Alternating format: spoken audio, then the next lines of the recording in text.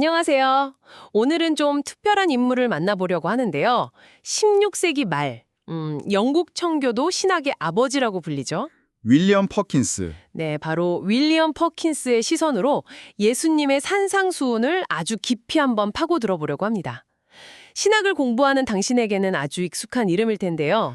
그렇죠. 저희가 오늘 들여다볼 자료는 그의 저서 경건하고 학문적인 강해 중에서도 바로 이 산상수훈 부분이에요. 정말 중요한 텍스트죠. 앞으로의 사역을 고민하는 당신에게 퍼킨스가 어떻게 성경을 해석하고 또 당대 교인들의 삶에 적용했는지 살펴보는 건 정말 흥미로운 공부가 될 겁니다. 정말 그렇죠. 퍼킨스를 읽다 보면 이 사람이 그냥 책상에만 앉아있던 학자가 아니구나 하는 게 네, 바로 느껴지죠. 느껴져요. 그는 목회자였어요. 그래서 산상수훈의 모든 구조를 결국 마음의 상태라는 딱 하나의 질문으로 가져가거든요. 마음의 상태요? 네, 당시 영국 교회가 얼마나 형식주의에 빠져 있었는지에 대한 뭐랄까 아주 날카로운 비판이기도 하고요. 이 강의 전체를 관통하는 핵심 질문은 아마 이거 같아요.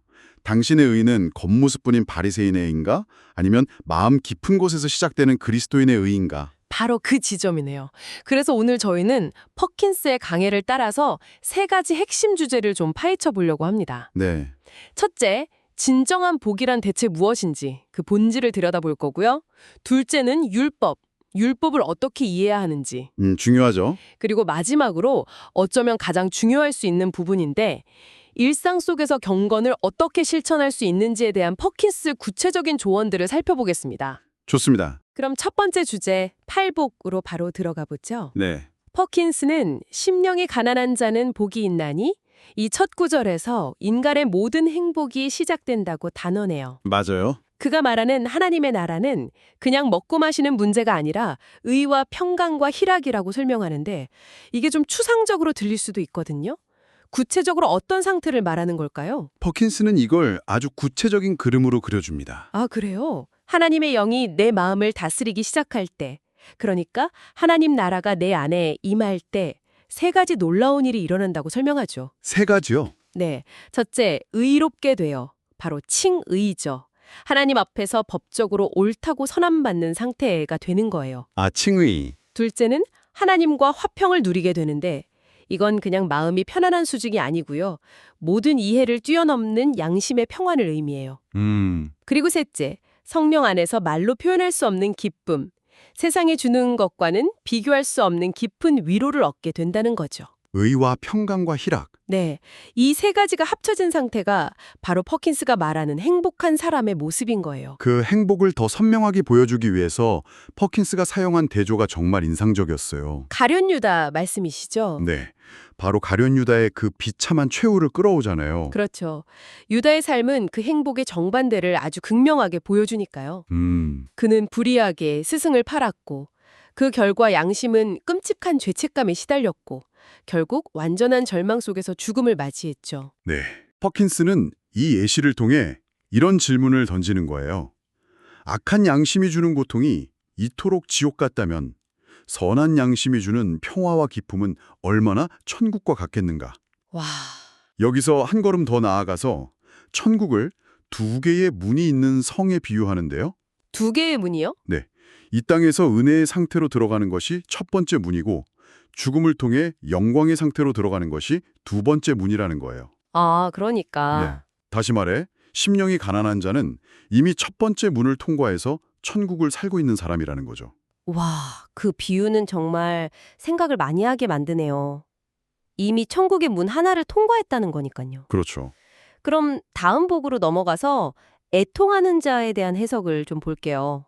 퍼킨스는 그냥 슬퍼하는 모든 사람이 복 있는 건 아니라고 딱 잘라 말하죠. 맞아요. 단호하게 선을 긋죠. 가인이나 사울, 심지어 유다도 엄청나게 괴로워했지만 그들의 슬픔은 복과는 거리가 멀었다고요. 네, 퍼킨스가 말하는 복된 애통의 핵심은 대체 뭘까요? 핵심은 애통의 대상입니다.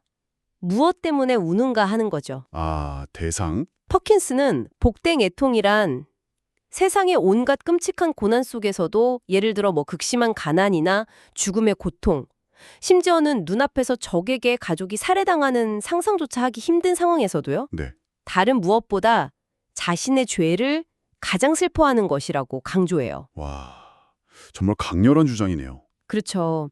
원수에게 붙잡혀서 끔찍한 고문을 당하는 순간에도 그 육처적 고통과 더불어서 자신의 죄를 진심으로 슬퍼할 수 있다면 그 사람은 진정으로 복된 사람이라고까지 말하거든요. 잠깐만요. 고문을 당하면서까지 자기 죄를 슬퍼해야 한다니 이건 정말 인간적으로 가능한 수준인가 싶을 정도로 높은 기준인데요. 맞아요. 평범한 신앙인에게는 너무 비현실적으로 들릴 수도 있죠. 네. 그래서 퍼킨스도 이렇게 덧붙여요.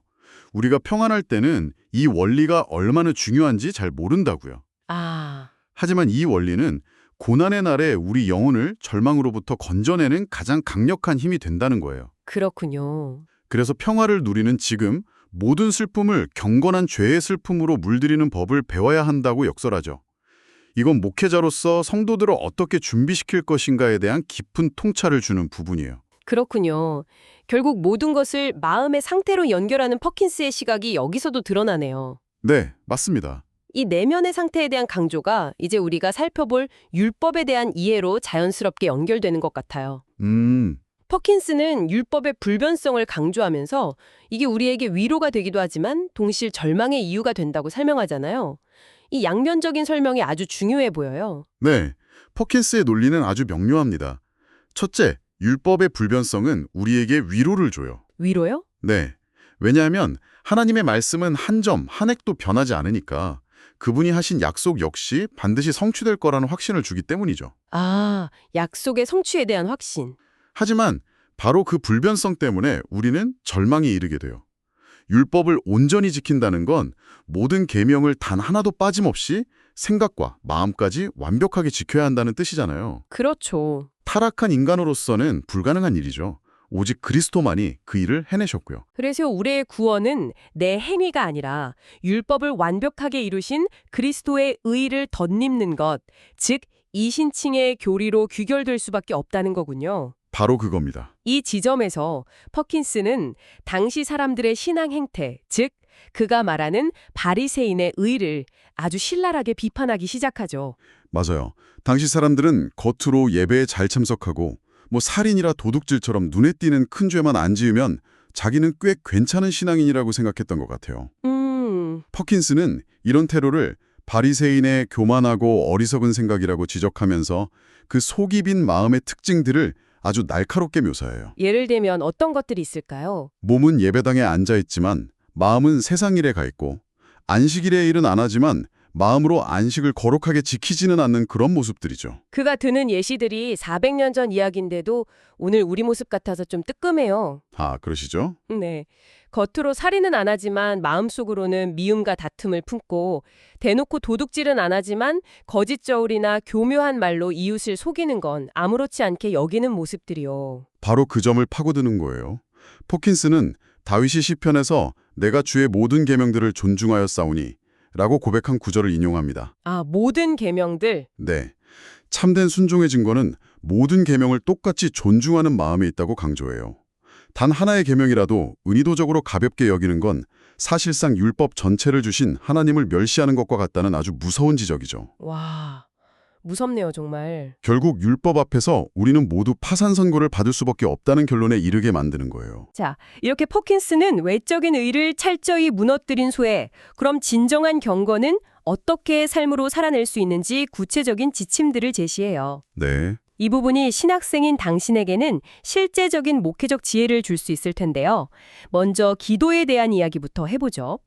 주기도문 강해에서 퍼킨스는 의외로 정해진 형식의 기도가 유익하고 필요하다고 주장해요. 네, 그렇죠. 당시 개혁주의 진영에서는 즉흥적인 기도를 더 영적으로 생각하는 경향도 있었을 텐데 왜 그랬을까요? 퍼킨스는 그 근거를 철저히 성경에서 찾습니다. 첫째, 하나님께서 민수기 6장에서 제사장들에게 이스라엘 백성을 축복할 기도문을 직접 정해주셨다는 점을 들어요. 아, 제사장의 축복 기도문. 둘째, 시편 대부분이 바로 정해진 기도문이고 교회에서 영원히 사용되도록 주어졌다고 보고요. 셋째, 그리스도와 세례 요한도 제자들에게 기도를 가르쳐 주셨다는 사실을 근거로 들죠. 그렇군요. 이런 이유들 때문에 정해진 형식의 기도는 결코 비성경적이거나 열등한 게 아니라 오히려 하나님의 뜻에 부합하는 경건의 훈련 방식이라고 본 거예요. 물론 형식 자체를 옹호하는 건 아니겠죠? 당연하죠. 그가 비판했던 잘못된 기도의 유형들을 보면 그 점이 분명해지는데요. 물론입니다. 그는 정해진 기도의 유익을 말하면서 동시에 4가지 잘못된 기도를 강하게 경계해요. 어떤 것들이죠? 첫째는 의미도 모르면서 주문처럼 외우는 무지한 기도. 둘째는 마음은 딴 데가 있으면서 입술로만 드리는 차가운 기도. 셋째는 정해진 횟수를 채우는 데에만 집중하는 미신적인 기도인데 이건 당시 카톨릭의 관행을 겨냥한 비판이었어요. 마지막으로 남에게 보이기 위한 위선적인 기도도 지적하죠. 결국 중요한 건 형식이 아니네요. 때 놓치지 않아요. 이제 재물에 대한 가르침으로 넘어가 볼게요.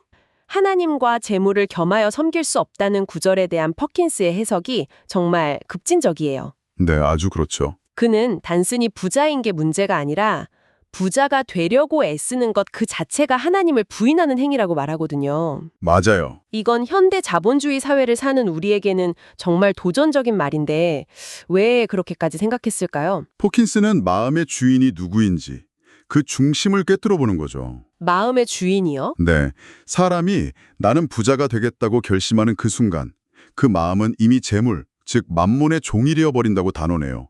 더 이상 하나님의 종으로 살 수 없다는 거죠. 그리고 그 부자가 되려는 욕심이 재물을 얻고 지키고 사용하는 삶의 모든 과정에서 필연적으로 죄를 낳는다고 분석합니다. 그 과정에서 죄를 낳는다는 게 구체적으로 어떤 의미인가요? 3단계로 나눠서 설명해요. 첫째, 재물을 얻는 과정에서부터 문제가 생긴대요.